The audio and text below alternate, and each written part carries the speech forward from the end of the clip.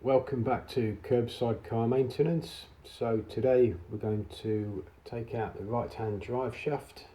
So the car's already in the air, handbrake on, isolate it so it can't move backwards with some kind of blocks, and then put it on axle stands.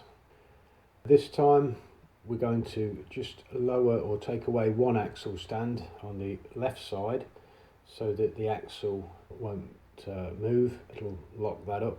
Or alternatively, what you can do is get a friend to put his foot on the brake pedal.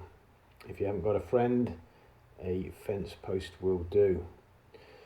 So we undo the wheel, take the wheel off, and then that leaves us the drive shaft nut to undo. Looking at that, that's the socket that you will need for that nut. The metric equivalent, you'll have to check out that yourself, but that's what you'll need. Mine was a 3/4 drive, but I hadn't got a driver for it, so I put a pair of Stilsons on it, and I needed a 6-foot scaffold bowl to move that. Once you have freed off the drive shaft nut, you need to crack the nut off on the wishbone. I've soaked mine in some PTFE oil, some WD-40, something like that. I've soaked that overnight and just wind that off. You'll need to undo the clip for the brake hose, take that out the way, and then carefully unclip the ABS pipe from the bracket.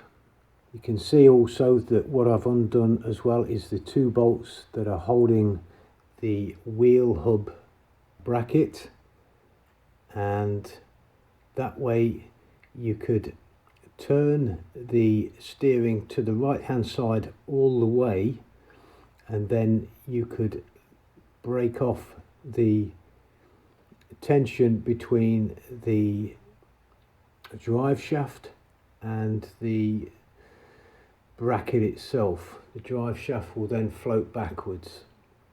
The other alternative is to crack off the 2 nuts to the back of the axle stub, take off the caliper and the disc. That's another way of doing it as well. Be careful when you take that off.